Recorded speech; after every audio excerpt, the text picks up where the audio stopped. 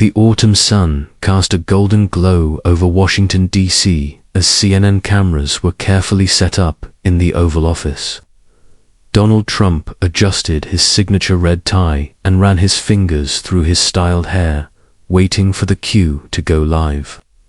"We're on air in 3, 2, 1, the director signaled. "Good evening, Mr. Trump. Thank you for joining us today to discuss the global challenges the U.S. is currently facing," began interviewer Christine Reynolds, a seasoned journalist known for her sharp questions.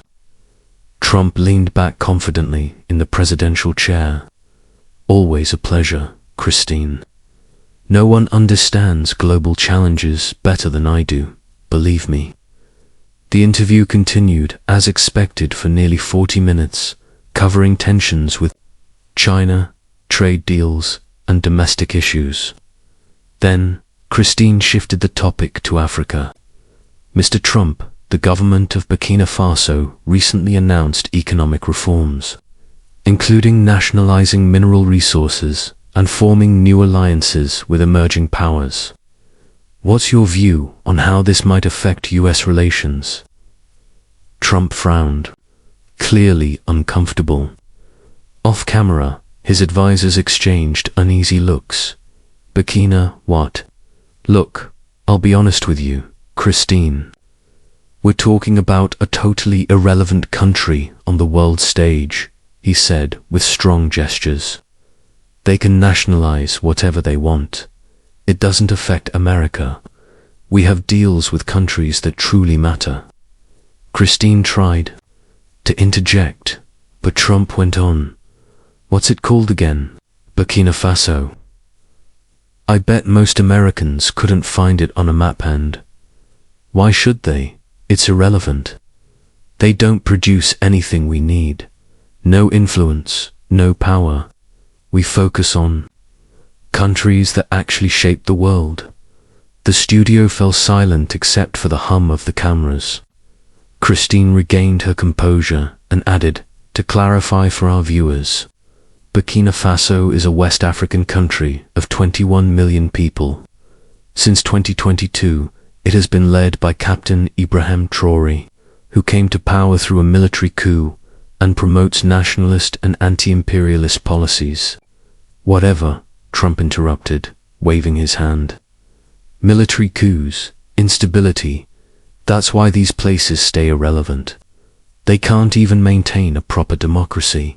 Behind the scenes, senior advisor Jason Miller buried his face in his hands, aware that Trump's comments would soon make headlines across the world. In Ouagadougou, Burkina Faso's capital, the sun had long set when presidential advisors began receiving clips of the interview. The Cosium Palace still had lights on as Captain Ibrahim Traoré worked in his office. Amadou Dio, the communications chief, entered quickly, his normally calm face showing worry. "Captain, you need to see this," he said, handing over his tablet. Traoré, dressed in a modest military uniform, adjusted his glasses and watched in silence as Trump's words, completely irrelevant, echoed in the room. He placed the tablet down and stared out the window at the quiet city. "The press is already demanding a response," Amadou said. "Phones haven't stopped. Neighboring diplomats, international journalists." Traoré raised his hand, cutting him off. "We won't respond today," he said calmly. "Empty words deserve silence as a first response." "But Captain, the people are furious. Social media is on fire. We need a stance." Traoré walked to a large map of Burkina Faso on the wall and traced its outline with his finger. "Call the communications team and the infrastructure ministry for a 6 a.m. meeting. I want the mining cooperatives and the education ministry there too," he said. Turning back to Amadou, he added, "We won't respond with words. We'll show what relevance means." Chapter 2. The silent response for the next 3 days. Ibrahim Traoré and his team worked non-stop while the world's media waited for a reaction, and social media buzzed with anger. Yet, the president of Burkina Faso remained silent, a strategy that confused global observers. At the Cosium Palace, surrounded by his ministers and advisors, Traoré explained his vision. "We won't get into a back and forth. Our response will be visual evidence of our progress. No voiceovers, no commentary, just the truth of what we're building." Amadou Dio nodded. "A visual story showing our real achievements." "Exactly," Traoré agreed, adjusting his glasses. "Get footage of our new rural schools, the nationalized mines, regional diplomatic meetings, and the Women's Cotton Cooperative. I want real, authentic images, not staged ones." While Traoré coordinated this unusual response, the international diplomatic scene buzzed with speculation. At the United Nations headquarters in New York, African ambassadors held emergency meetings to discuss a united reaction to Trump's remarks. "This is not just an insult to Burkina Faso," said the Senegalese ambassador during one such meeting. "It's a disrespect to the entire African continent." On the morning of the fourth day after Trump's interview, without any prior notice, Burkina Faso's presidential office released a 3-minute 20-second video on all official channels. The video had no narration or subtitles, only carefully edited visuals with a soundtrack combining traditional African instruments and modern music. It began with aerial shots of a rural school being constructed in time-lapse, showing dozens of locals using bricks made in their own village. Children were seen smiling as they entered new classrooms fitted with solar panels. The next scenes moved to a mine where Burkinab engineers operated advanced machinery. Simple graphics displayed increased production and how profits were being used for community projects. Then came footage of Traoré meeting leaders from nearby countries like Mali, Niger, and Ghana, signing regional cooperation deals. A short segment showed the opening of a cotton processing factory entirely run by rural women. This was followed by images of the Burkinabe delegation receiving a standing ovation at the last African Union meeting, and visits from European and Asian ambassadors touring development initiatives. In the final seconds, the screen faded to black, revealing a single sentence in white text. "Relevance is not declared. It is built." The video ended without credits, names, or explanations. Within 1 hour, it had been viewed and shared millions of times. News outlets like CNN, BBC, and Al Jazeera broadcast it fully, followed by expert commentary. The hashtag relevances built quickly overtook previous trending topics and became the most discussed subject globally. In Harlem, New York, the African Cultural Center organized a public screening. Hundreds gathered, many dressed in traditional African attire, and gave a standing ovation when the final phrase appeared. Back in Washington, the White House remained silent, issuing no official response. When asked, Trump's team simply said, "No comment." Meanwhile, in his office in Ouagadougou, Ibrahim Traoré quietly watched the global reaction on a small TV. Next to him, Amadou Dio smiled slightly. "Captain, the video has already been translated into 27 languages by online volunteers. We're receiving support messages from every continent." Traoré nodded slowly. "It's not about us, Amadou. It's about dignity, about proving that relevance isn't something others give or take away. It's something you build with your own hands." He stood and walked to the window, gazing at the orange-red sunset over Ouagadougou. Sankara once said, "We must dare to invent the future." That's what we're doing one brick at a time. Chapter 3. Global Reverberations. A week after the video was released, its impact was still spreading worldwide. Ibrahim Traoré had introduced something never seen before in modern diplomacy, a response with no rebuttal, no angry tone, but one that carried more weight than any official statement. At American universities, students organized video screenings and discussions on global politics and neo-colonialism. At Columbia University, the African Studies Department saw a 300% rise in enrollments for the next term. In the U.S. Congress, Representative Alexandria Ocasio-Cortez showed the video during a Foreign Relations Committee session. "This video should be studied in every school of diplomacy," she said. In just 3 minutes, and without confrontation, Burkina Faso showed more dignity and strategy than many responses written by entire diplomatic teams. Senators from both sides responded, some defending Trump by saying his comments were misinterpreted, while others criticized what they called diplomacy by insult. On Wall Street, analysts began reevaluating African markets. A Goldman Sachs report titled "Emerging Relevance: The New African Economic Paradigm" pointed out how nations like Burkina Faso were reshaping their economies by claiming sovereignty over natural resources. For Ibrahim Traoré, however, the international attention was not the priority. He continued his regular visits to local development sites. At a newly opened technical school in the Bobo Dioulasso region, he spoke with students.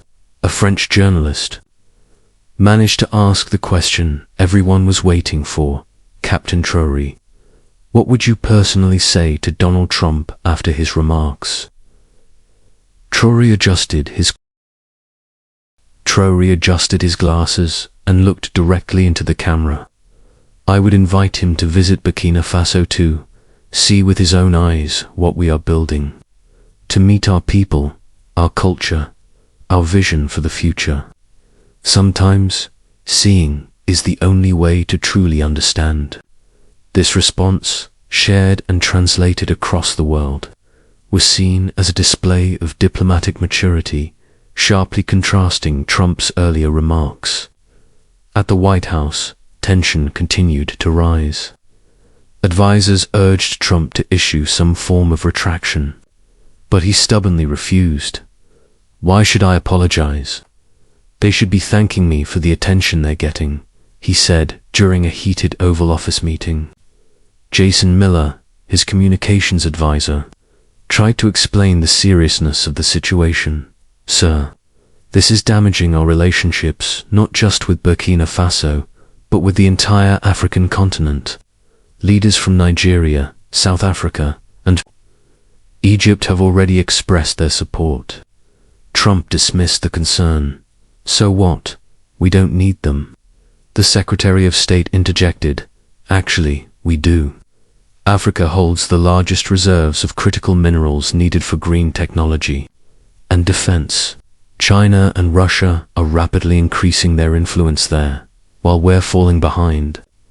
Trump finally agreed to let the State Department release a diplomatic note, but refused to make a personal statement.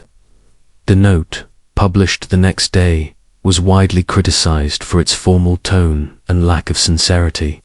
The United States values its relationship with all African nations, including Burkina Faso, and acknowledges the importance of partnerships built on mutual respect.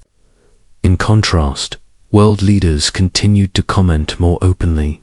While visiting Senegal, the French president said, "Burkina Faso's video reminds us that the most powerful diplomacy often needs no words, only truth." Canada's Prime Minister added, "We all have something to learn from Burkina Faso's respectful and constructive response. It's a reminder that relevance is earned through action, not granted by power." Chapter 4. The Transformation. As weeks passed, Ibrahim Traoré used the international spotlight to accelerate his vision for Burkina Faso's development.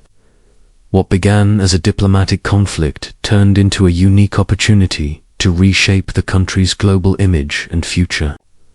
In Ouagadougou, Traoré inaugurated the nation's first technology and innovation center, an impressive complex, built with sustainable local materials and state-of-the-art equipment. Standing beside him were representatives from partner universities. In Rwanda, Ghana, and Kenya, this center represents our vision of an Africa that doesn't just consume technology, but creates it, Traoré told the cheering crowd. When we talk about relevance, we mean technological self-determination. The center, funded mostly through resources gained from nationalized mining, featured startup incubators, renewable energy research labs, and special programs for young women in STEM fields. Inside the main hall, a photo exhibition displayed the country's recent transformation, including a section dedicated to the now famous video that changed global perceptions. At the United Nations in New York, a special Economic and Social Council session discussed development models inspired by African nations. The key report, titled Economic Sovereignty and Sustainable Development, Lessons from Burkina Faso, became a reference text. What we see in Burkina Faso isn't just another development model, explained the UN Special Rapporteur. It's a complete rethinking of what development means. Their community-based approach blends traditional wisdom with modern technology. Lessons for developing countries around the world. In Washington, a new U.S. administration had taken office following the elections. One of the new president's first actions was to send a senior delegation to Ouagadougou to rebuild diplomatic ties. The United States recognizes Burkina Faso's strategic and cultural significance, declared the new Secretary of State during the official visit, and we seek a partnership grounded in mutual respect and shared benefit. Now, out of office, Donald Trump rarely brought up the incident.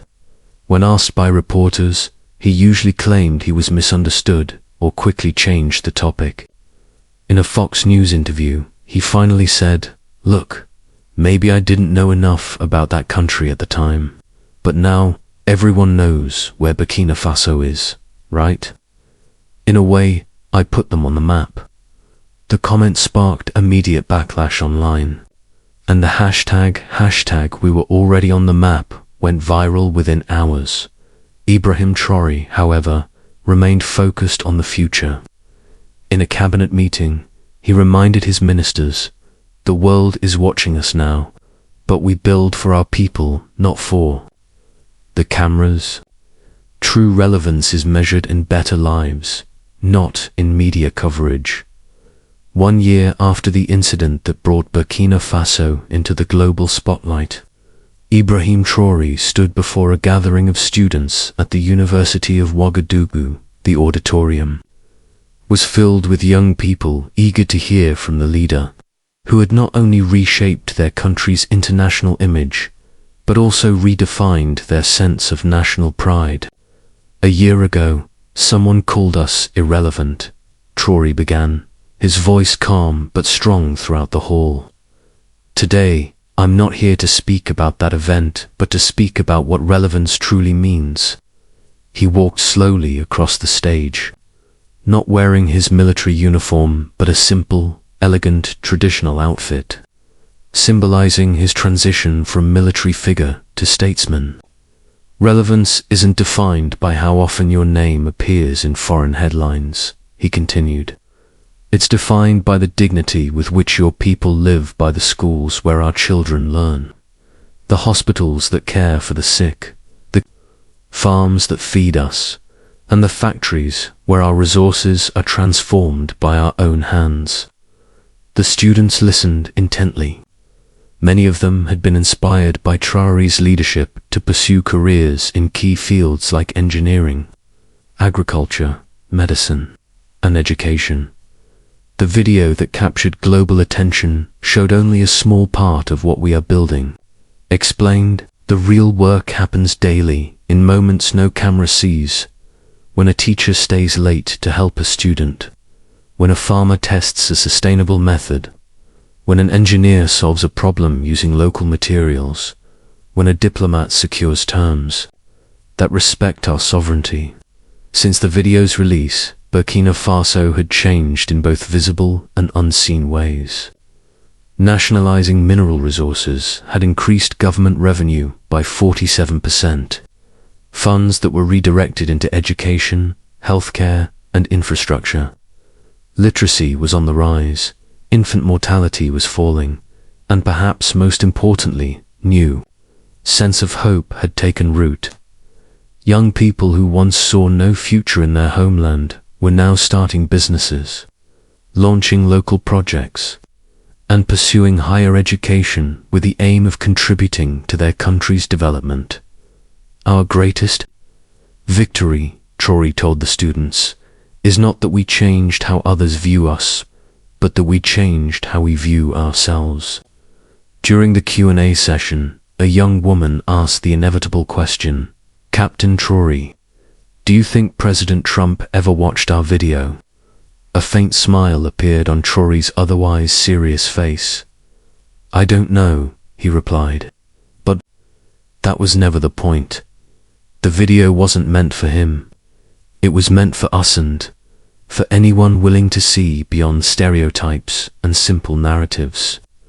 Later that evening, at Coziam Palace, Traoré met with Amadou Diop, now Minister of Communications, after his skillful handling of the international crisis. "The American ambassador has requested another meeting," Amadou said. "Their new administration is very eager to improve relations." Traoré, reviewing documents at his desk, nodded. "Schedule it for next week and make sure our mineral negotiation team is ready. They're offering generous trade terms," Amadou added. "I am sure they are," Traoré replied knowingly. Relevance has its benefits. As night fell over Ouagadougou, lights glowed from the Technology and Innovation Center, where young developers worked on agricultural apps. In rural schools, teachers prepared for the next day. In mining cooperatives, engineers refined more efficient, less polluting techniques. In each place, in each act, a silent message echoed. Relevance is not declared. It is built in Washington, at the Library of Congress. A copy of the 3-minute video had been officially archived among historical diplomatic documents, preserving a moment when silence spoke louder than words. Ibrahim Traoré, the military captain, who had come to power in uncertain times, never aimed to become a symbol of dignified diplomacy. He simply believed that his country's value wasn't defined by foreign opinions, but by the real progress his people created daily. In doing so, he had rewritten the narrative of Burkina Faso and shown how smaller nations could claim their dignity on the world stage, not through military power or wealth, but through the quiet strength of genuine progress and the courage to let actions speak louder than words. As Traoré looked out over the glowing lights of Ouagadougou from his office window, he reflected on the words of Thomas Sankara, whose portrait hung nearby, "We must dare to invent the future." And with steady resolve, that's exactly what he and his people were doing, one brick, one school, one mine, one innovation at a time, building not just relevance, but a legacy of dignity that would outlast any headline.